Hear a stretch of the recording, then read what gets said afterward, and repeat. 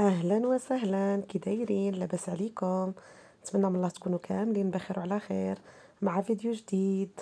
لا فيديو ديال اليوم جيت نشارك معكم روتين ديالي مع ولدي نوح. الله يحفظه ليا والله يحفظ لكم وليداتكم ان شاء الله. كما قلت لكم، الروتين ديالي مع ولدي كي كندوز نهاري الروتين ديالي مع ولدي وكي كندوز نهاري. يعني كان يعني اكثر الاوقات كندوزها مع ولدي، بحكم انه باقي بيبي صغير، باقي خصو الاهتمام، خصو الوقت، خصو الخاطر، خصو يعني كما الوقت كامل خصني نعطيه له ليه هو. عاد كنتبالى بالدار بالمشاغل ديال الكوزينه، ديال يعني الحوايج اللي تابعيني، المستلزمات اخرين متابعيني.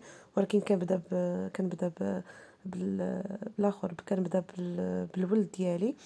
كنقاد ليه، كنوكلو، كنشربو، كينعس، عاد كنمشي كنقضي اموري في الكوزينه.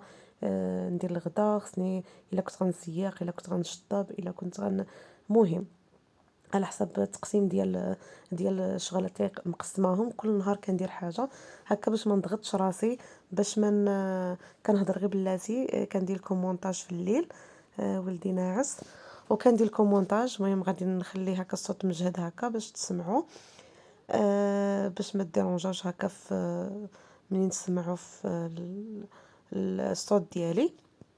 المهم هادشي اللي كاين.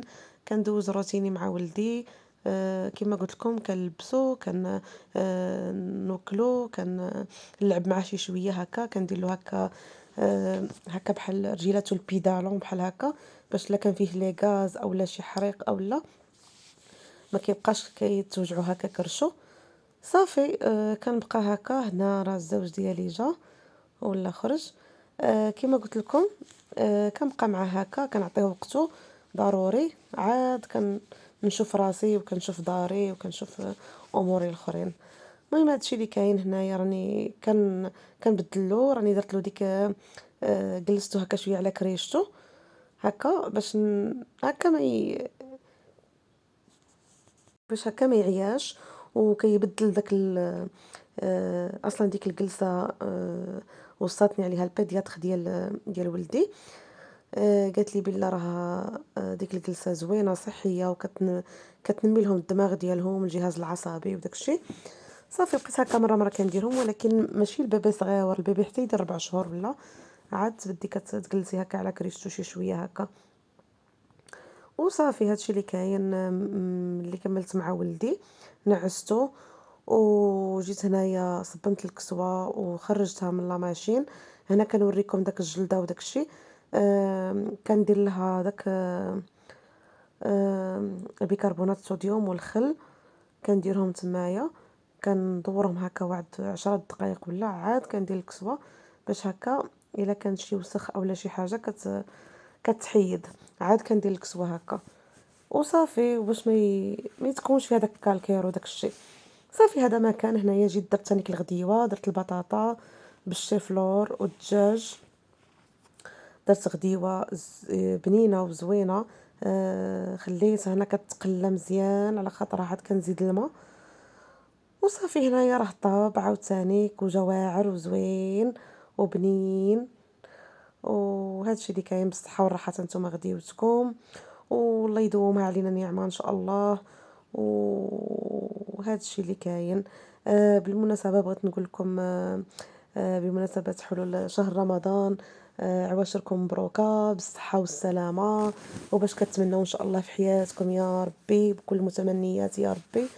والله يدخلوا علينا وعليكم بالصحه والسلامه وطول العمر وشي رزيق ان شاء الله يا ربي. وكل واحد اللي كيتمنى شي حاجه الله يعطيها له. وهادشي اللي كاين. بديتو شي تحضيرات، بديتو شي تخمال، بديتو شي كنهضر على التحضيرات ماشي تحضيرات تاع الماكله ولا، ولكن تحضيرات بعدا ديال هكا تخملي هكا توجدي شي حاجه اللي بحال انا مثلا عندي عذر انني عندي البيبي، ما غاديش نقدر نلبي بزاف ديال الحوايج هكا في رمضان. يعني ضروري خصني نوجد شي حاجه قبل رمضان، ولكن ماشي بديك الكميه اللي اللي تكون باهظه ولا الكميه اللي تكون كما يقولها تكون كثيره او لا. انا شديت هنايا غير القزبر، كنت شريت هنايا القزبر، شريت المعدنوس، الكرافس مازال ما شريتوش، عاد ناويه نشريه ان شاء الله، وشريت التشين وشريت الفريز وشي حامضات كانوا عندي. هذه الكليله كنت جبتها معايا من دار جدي، شريتها يعني ماشي من كنت عندهم، شريتها من عندهم، شريتها من تما يعني البلاصه اللي كاينين فيها هما. وصافي هنا شريت شويه ديال الشباكيه وشويه ديال المقروط اولا الزلابيه. صافي هادشي اللي كاين. المهم بالنسبه لهاد القزبر والمعدنوس غسلتهم مزيان مزيان كما قلت لكم، غسلتهم مزيان مزيان وخليتهم يباتوا ليله كامله، غطيتهم هكا بواحد السربيته وخليتهم ليله كامله يشرب منهم داك الماء اللي باش ماشي من نجي نقطعو هكا يجي داك القزبر اولا المعدنوس يجي هكاك مميه. صافي هذاك الشيء اللي كاين، خليتهم باتوا. صافي ملي غسلت ثاني هنايا الفريز، غسلت داك التشين وداك الليم، غسلتهم حتى هما. الفريز هنايا استقطرته مزيان، ودرته رجعته في ديك الباسينه هذيك.